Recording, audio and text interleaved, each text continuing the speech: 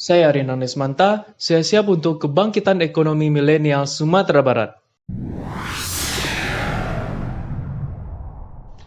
Perkenalkan bisnis saya yaitu es pala, merupakan minuman kekinian pertama di Indonesia yang diolah dari buah pala.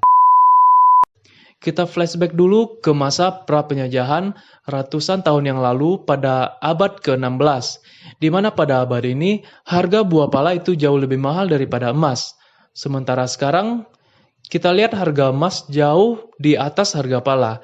Sekarang harga emas kira-kira 1 juta per gram. Sementara harga pala itu cuma 10.000 sampai 20.000 per kilogram. 10.000 berbanding 1 miliar. Kira-kira masih masuk akal nggak ya? Itulah alasan kenapa dulu Eropa jauh-jauh datang ke Indonesia mengarungi lautan berbulan-bulan hanya untuk mencari pohon buah pala. Ya, pohon buah pala yang hanya bisa tumbuh di tanah air kita. Pada saat itu Belanda rela menyerahkan daerah kekuasaannya New Amsterdam kepada Inggris, asalkan Inggris memberikan sepenuhnya kepada Belanda kekuasaan atas pulau kecil yang ditumbuhi pala di Kepulauan Maluku ini, namanya Pulau Rum. New Amsterdam sekarang menjadi pusat bisnis terbesar di dunia, di mana sekarang bernama New York. Sementara, seberapa kenal kita dengan pulau kecil yang dulu lebih bergengsi daripada New York itu?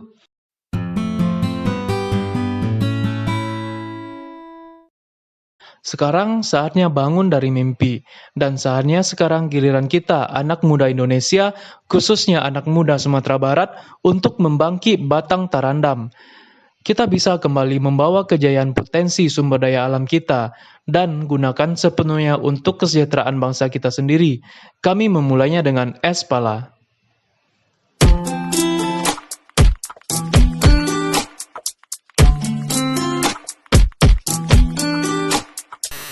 Es pala merupakan minuman kekinian pertama di Indonesia yang dibuat dari buah pala. Berbeda dengan minuman kekinian lainnya, es pala tidak hanya memberikan produk yang enak, tetapi juga segar dan menyehatkan. Jika selama ini kita mengenal buah pala sebagai rempah bumbu masakan, seperti sop, soto, dan lainnya, kami berhasil menjadikan buah pala sebagai bahan dasar pembuatan minuman. Dibuat dari daging buah pala, es pala mempunyai rasa yang otentik dan tampil beda. Varian yang terdapat di menu kami juga diolah dari bahan-bahan yang alami seperti bunga telang yang ditanam sendiri, kulit kayu manis, dan bunga rosella. Namun demikian, es pala tetap mempunyai rasa yang sangat kekinian, sehingga tidak bisa disamakan dengan minuman jamu, minuman rempah, atau minuman tradisional lainnya. Kami adalah brand minuman kekinian dengan konsep yang benar-benar baru dan pertama di Indonesia.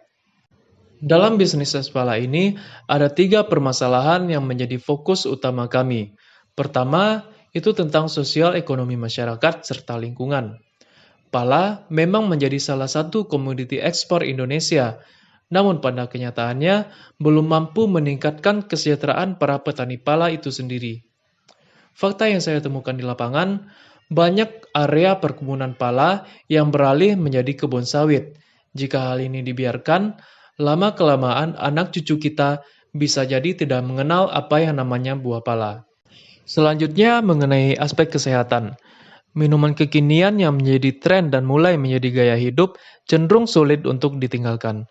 Namun, tidak banyak pengusaha di industri minuman ini yang peduli dengan aspek kesehatan pada racikan produknya. Yang penting enak dan banyak terjual. Tentu hal ini tidak bisa dibiarkan. Apalagi pasca pandemi COVID-19.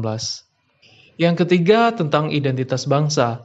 Jika kita perhatikan, tren minuman kekinian terkesan lebih menonjolkan kesan kebarat-baratan. Hal ini lama-kelamaan akan mengikis identitas dan budaya bangsa kita. Padahal, tanah air kita mempunyai potensi sumber daya yang besar untuk dikembangkan, terutama dalam bidang makanan dan minuman. Ada 3 permasalahan, dan es pala memberikan 3 solusi. Pertama, discovering economic value. Daging buah pala yang selama ini tidak mempunyai nilai dan hanya menjadi limbah panen, itu kami manfaatkan sebagai bahan utama dalam produksi es pala. Otomatis hal ini akan meningkatkan nilai ekonomi buah pala, dan di saat bersamaan, limbah panen akan berkurang secara drastis, karena semuanya kami manfaatkan. Zero Wasting Company. Selanjutnya, buah pala kaya manfaat. Menurut Rizna Rosalia dalam tulisannya yang berjudul Manfaat Kesehatan Buah Pala, bahwa daging buah pala mengandung lemak nabati, protein nabati, minyak atsiri, dan pektin. Sementara menurut Sutomo dalam bukunya yang diterbitkan oleh Gramedia, bahwa mengkonsumsi olahan buah pala berdampak sangat baik bagi kesehatan. Kandungan kimia yang terkandung di dalamnya dapat mengatasi insomnia, batuk, membantu pencernaan, dan banyak lainnya. Kemudian, pala menjadi representasi bangsa Indonesia. Sejak ratusan tahun yang lalu, Eropa sudah terpesona oleh buah pala ini yang tumbuh di Indonesia. Jika sekarang banyak dari kita yang tidak familiar dengan buah pala, kami akan kembali membangkit batang terandam dengan memperkenalkan produk olahan pala secara kekinian dengan minuman es pala. Bicara tentang produk, es pala bukan hanya sekedar minuman yang dibuat dari daging buah pala. Kami mempunyai banyak varian lainnya seperti squash series, mocktail, cinnamon, milky series, dan blue butterfly. Saat ini kami juga sedang mengembangkan produk turunan, itu ada keripik pala dan juga ada dessert pala. Pemilihan turunan produk ini kami sesuaikan dengan produk market fit Kota Padang. Konsumen minuman di Indonesia adalah orang yang suka mencoba hal baru. Dengan membawa buah pala, pastinya kami berbeda dan stand out dari minuman kekinian lainnya yang umumnya menggunakan kopi dan teh. Target pasar yang kami tuju adalah konsumen yang berumur di atas 30 tahun. Ini sesuai dengan produk market fit olahan buah pala. Kedepannya, kami juga akan mendekati kalangan 30 tahun ke bawah dengan merilis varian dan produk yang sesuai dengan mereka seperti cemilan dan dessert yang sedang kami kembangkan. Dalam mendistribusikan es pala, kami sudah membuka outlet di Kota Padang, itu tepatnya di daerah Ampang, dan juga sudah bekerja sama dengan beberapa catering di Kota Padang. Selain itu, kami juga sudah menjalin kerjasama konsinyasi dengan salah satu mall outdoor terbesar di Indonesia, yaitu M Block Market yang ada di Fabrik Blok Kota Padang. Setelah hampir 1 tahun berdiri, es pala sudah mempunyai lebih dari 10 macam varian produk. Dan sekarang, kami sudah mempunyai satu produk turunan yang kami beri nama Teduh, Telang Seduh. Teduh merupakan substitusi pengganti teh celup. Inovasi ini muncul di latar belakangi salah satu varian kami yaitu Blue Butterfly, yang juga menggunakan bunga telang sebagai bahan dasarnya.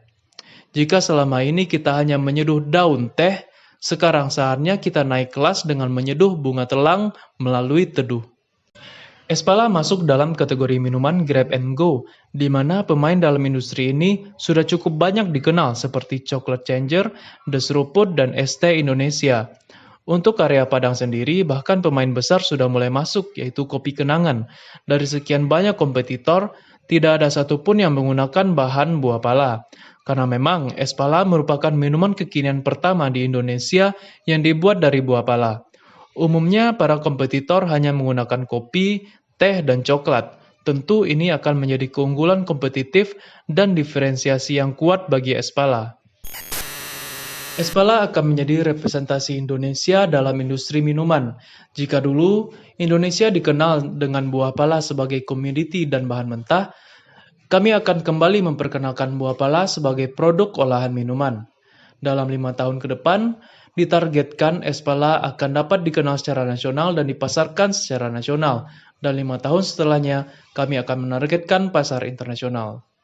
Seiring berkembangnya es pala, diharapkan juga dapat diikuti dengan kemajuan kesejahteraan petani pala dengan peningkatan nilai ekonomi buah pala itu sendiri.